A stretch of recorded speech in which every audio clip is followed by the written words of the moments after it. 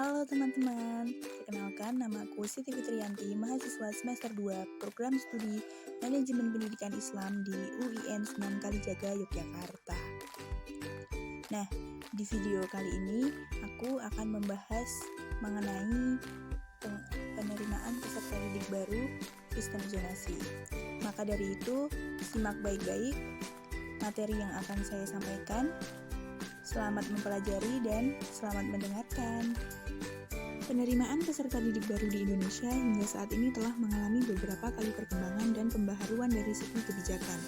Kemendikbud menetapkan PPDB sistem zonasi yang mewajibkan pihak sekolah untuk menerima sedikitnya 90% calon peserta didik yang berdomisili pada radius zona terdekat dari sekolah.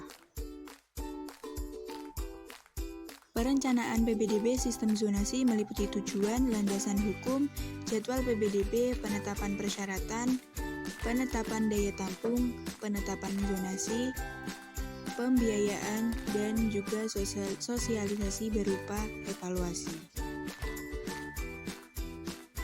PPDB sistem zonasi ditetapkan secara nasional pada tahun 2019 dengan dikeluarkannya kebijakan berupa Peraturan Menteri Pendidikan dan Kebudayaan Republik Indonesia Nomor 51 Tahun 2018 tentang penerimaan peserta didik baru pada TK, SD, SMP, SMK, dan SMA.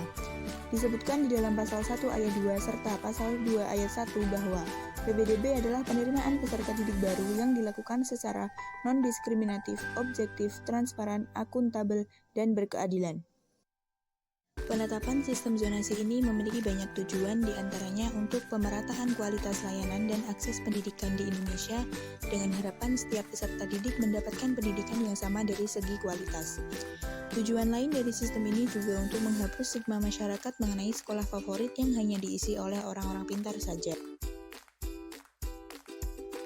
PPDB dilaksanakan menggunakan mekanisme dalam jaringan atau online, kecuali sekolah yang tidak tersedia fasilitas jaringan yang melakukan kegiatan ini dengan luar jaringan atau offline.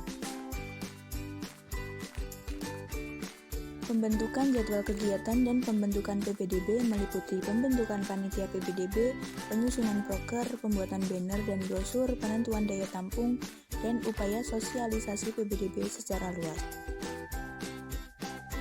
Dalam penetapan persyaratan PPDB sesuai dengan ketentuan, kelengkapan dokumen menjadi syarat utama yang wajib dipenuhi calon peserta didik. Kemudian telah lulus dan memiliki ijazah, memiliki SHUN, serta melengkapi dokumen-dokumen yang telah ditentukan oleh pihak sekolah. Penetapan daya tampung dalam sistem zonasi ditetapkan berdasar Permendikbud RI Nomor 22 Tahun 2016 ditentukan berdasarkan analisa ketersediaan ruang kelas atau rombongan belajar serta jumlah siswa yang tidak naik kelas. Penetapan zonasi ditentukan oleh sekolah masing-masing daerah.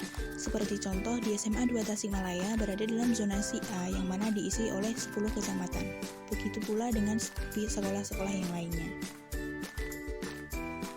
Dalam pembiayaan sistem PPDB sepenuhnya berasal dari dana BOS. Di sana tidak dipungut biaya apapun dan mengalokasikan biaya dari komite untuk penambahan biaya operasional.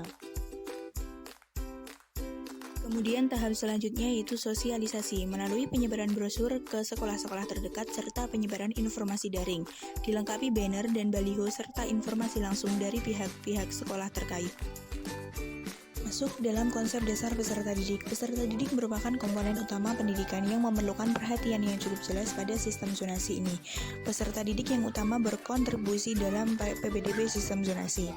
Keterampilan abad 21 dalam sistem zonasi juga dilatih untuk menghadapi setiap situasi yang ada, mulai dari keterampilan berpikir kritis, keterampilan berkomunikasi, keterampilan berkolaborasi, dan keterampilan berkreativitas dan inovasi. Kebijakan zonasi ini menimbulkan pro kontra atau keuntungan dan tantangan. PPDB sistem zonasi mendapat respon positif dari beberapa kalangan karena kemampuannya untuk memberi akses yang lebih luas kepada siswa yang bertaraf ekonomi rendah. Dalam hal ini, zonasi menunjukkan kapasitasnya untuk membantu mendorong akses dari kelas sosial rendah. Bagi orang tua, mereka merasa lebih tenang karena lebih mudah mengontrol anak-anak mereka. Bagi sekolah, sistem zonasi membantu beberapa daerah di mana menjadi lebih berkembang karena mendapat kualitas siswa yang lebih ragam. Nah, seperti itu, namun selain respon positif, muncul pula tanggapan negatif dari banyak pihak. Masyarakat menilai bahwa sistem zonasi justru tidak mampu menyelesaikan isu pendidikan yang substansial dan fundamental. Banyak sekolah yang lokasinya terkonsentrasi di suatu zona daerah sehingga menyulitkan masyarakat yang ada di zona lain. Ternyata masih banyak sekali tanggapan positif maupun negatif yang terjadi dalam kebijakan sistem zonasi ini. Mungkin cukup sekian yang dapat saya sampaikan. Sebagai seorang peserta didik, kita harus pandai memilah dan memilih segala sesuatu demi mencapai tujuan dan hasil yang maksimal. Sekian dari saya, kurang lebihnya mohon maaf. Wassalamualaikum warahmatullahi wabarakatuh. Dadah.